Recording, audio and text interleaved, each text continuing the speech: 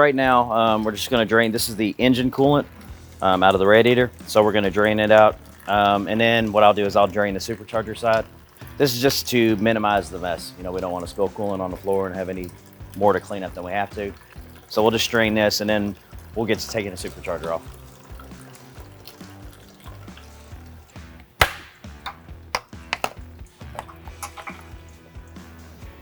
So we're just taking these covers off while the coolant's draining, just so we can access this, because we're gonna have to take this stuff loose, and I'll show you why. We're gonna drop the radiator out here shortly. So here's one thing, when I talked about the difference between the heat exchangers for the supercharger on the Demon Red Eye versus the regular Hellcat. So what we have here is this is a setup that you'd see on a regular Challenger Hellcat. So you have the radiator right here. This is the transmission cooler, and this is the AC condenser. And then for the supercharger, this is the cooler for the supercharger right here. So it's relatively small. It is fairly thick. We're actually in the process of designing a much higher efficiency one.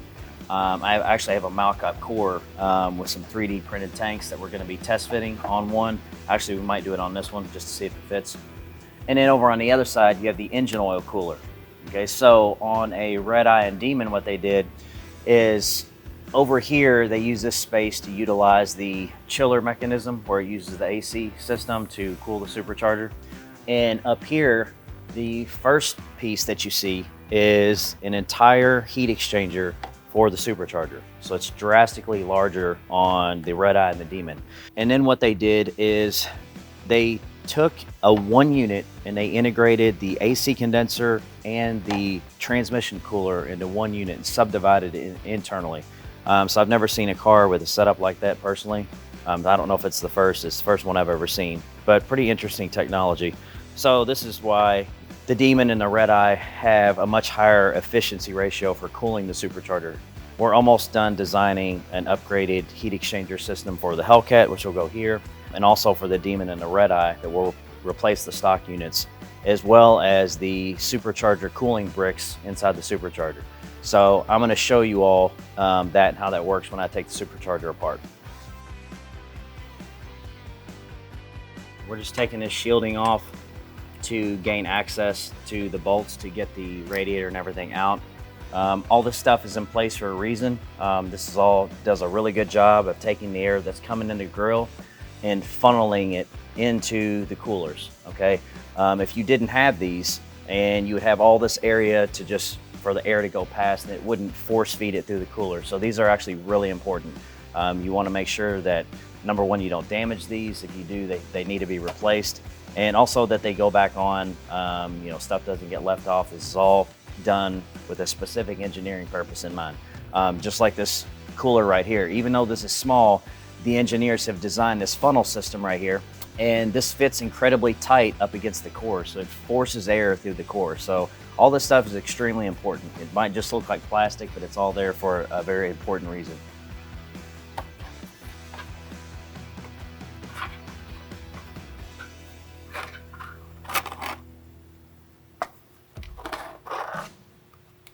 Also, you want to make special attention to not mar up any of the fins right here. So you can see they're all in really good shape. There's a couple of them that have barely any marks in them. That's not a big deal, but you want to try to minimize that as much as you can. You can see right here that even though this is a brand new car, something has touched these fins just a little bit. Now that's not enough to really do any damage. You know, that's very minor, but this is just very thin aluminum. So I mean, I could push my finger and flatten these fins out.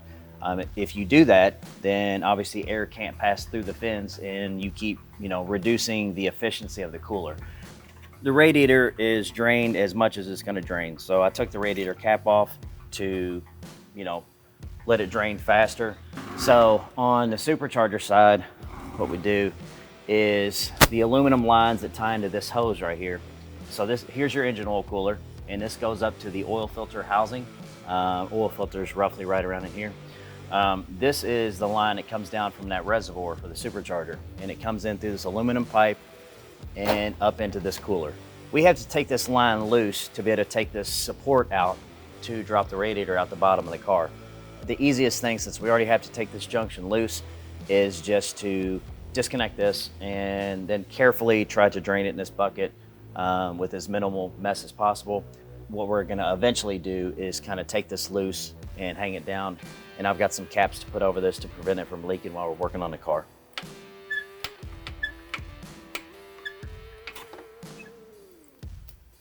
Now what I'll do, I'm just gonna lower the car down because it's almost off. That way we have minimal chance for spillage.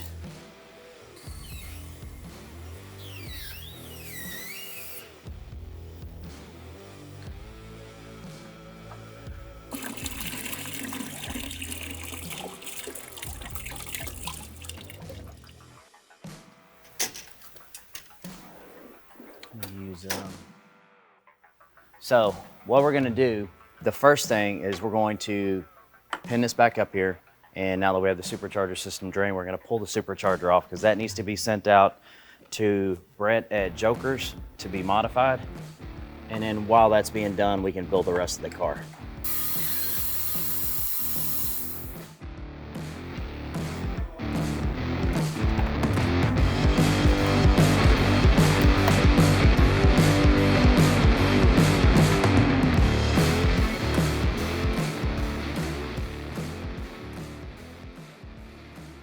So we're just gonna kind of take it from here to here, and then we'll manhandle it over to the table. So there's really no textbook way to do this. You just find something to grab onto. Just be careful. That's all. Okay, careful with the handle. And 1, 2, 3, oh.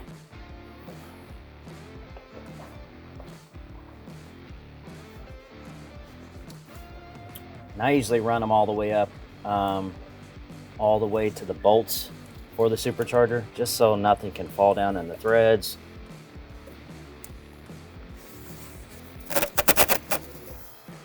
Yes, we have the supercharger off, but we also have ourselves set up for a couple other things. We got the thermostat out, which is obviously not a big deal. And we've already got everything set up on the sides to easily access the coil packs. What we'll do is we'll take the coil packs off, and then we're gonna go underneath the car, and we are going to do the crank pinning stuff. So we'll take the stuff off the front and we'll do the headers because the top two middle bolts on both sides of the headers have to be accessed from up top. So when you have the coil packs out, that's the most advantageous way to get to it. We'll leave the spark plugs in so nothing can possibly fall in the holes. Once we get done with the headers, we'll come back up at top and do the spark plugs and then reinstall the coil packs. That's kind of the rundown, the approach you'll see.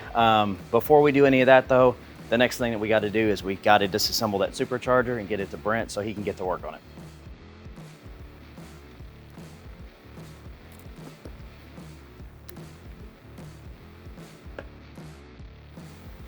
Okay, so what we're going to do is we're going to take the blower apart. I'll show you how to do that. We're going to take it apart and get it ready to send to Joker's, and they are going to do their full race package on it, and we're also going to do a totally custom look on this thing that we'll show you all later on. We got something really cool in store here for this.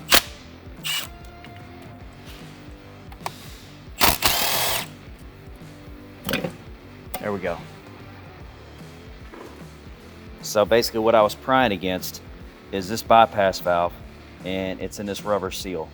And like I said before, this bypass valve is actually a throttle body off a 4-cylinder vehicle. That's what they use. So they just repurposed it for this, which is a pretty good idea. If you're gonna send your supercharger off to Brett and you're comfortable to disassemble it, make sure to take all these seals out before you send them to them. They can, fall out during shipping or whatnot or get lost.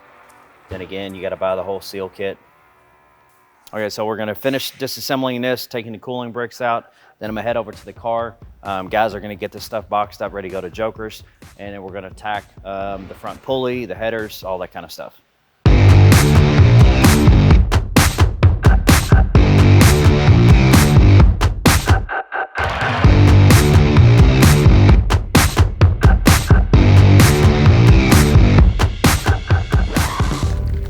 Logan. Well, you don't have to shut up, but I would do it at a lower decibel level. Right? Okay, so what we're gonna do now, we got the blower off, we got all that squared away. We'll get that boxed up and we keep on moving forward. So we've got to do spark plugs, headers, and the lower pulley. So I'm just gonna start taking some stuff off, get the radiator out of the way, show y'all how to do that. There's really no particular order. I kind of do this first, get it out of the way. Then I take the coil packs off. I leave the spark plugs in, then I go ahead and get the headers done. So I'm just gonna kind of show you all how I do the balancer deal. So let's just start off with this.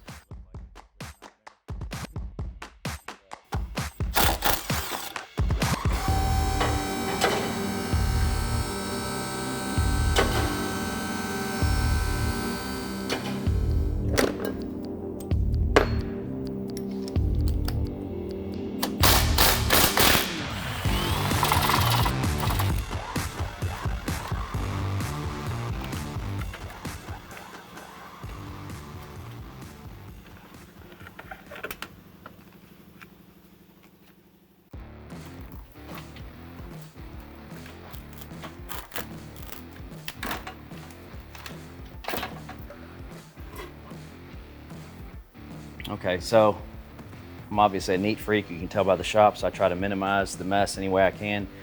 I took the hose off right here instead of right here because this is glued on.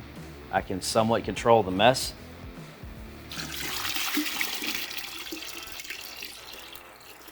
By using that upward angle to hold the fluid. And this is just what we couldn't drain out of the radiator on its own. Not the easiest on your own, but definitely doable. I mean, I just did it by myself. So real quick while we have this out, let's just go over here and I'll just show you roughly so you can kind of see what I was doing. So obviously this would be the driver's side of the car and this is the passenger side. So the cooling fan has these on both sides and all it does is just sit down inside each one of these channels. So while I'm actually doing it, it's a little bit hard to see what I'm doing in there, but I can show you real easy like this. So that just drops down. You'll see that these line up. So those are the two bolts that I took out. But you have to have that metal guard out of the way, or what I did is take 3 of the bolts out and just kind of pushed it where I can move it. And then I have room to slide this out. And it's still somewhat supporting the radiator. So then I'll take the guard out, or the bracket by itself.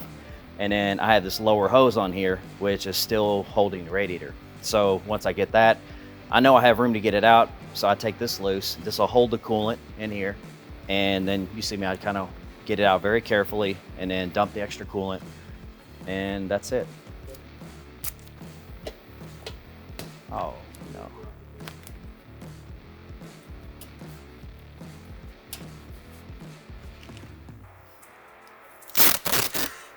That's Logan. Logan builds these all the time. Logan builds these more than I do. I actually only build these when the camera's running. The rest of the time I'm doing important secretary work, janitorial work. We're basically prepped down here to do the front pulley. And also, what I normally do is do the pulley first. So right now up top, we took the supercharger off and we taped up where the supercharger went. So no debris of any sort can get down inside the engine, okay? We've cleaned and we taped off this, so no debris can get down in the subframe. So right now we got a choice on what we can work on. Right now the exhaust is on the car, the coil packs are on the car, so everything is totally protected. So generally what I do first is I will do the upper pulley because it requires some grinding. This way I know 100%, and I usually shield around it, I'll show y'all, but now I know there can be no possible metal shavings getting down in the engine at any particular point. Everything is totally sealed up. So this is the safest time to do it. Put some cardboard shielding around, and I usually have a shop vac up here, so it's minimal, but you know, anything that you can do to prevent any kind of possible damage, that's what you want to do. So at this point, I'm going to do the lower pulley, and then we will move on to headers, spark plugs, stuff like that, and then go ahead and start doing the underneath stuff of the car.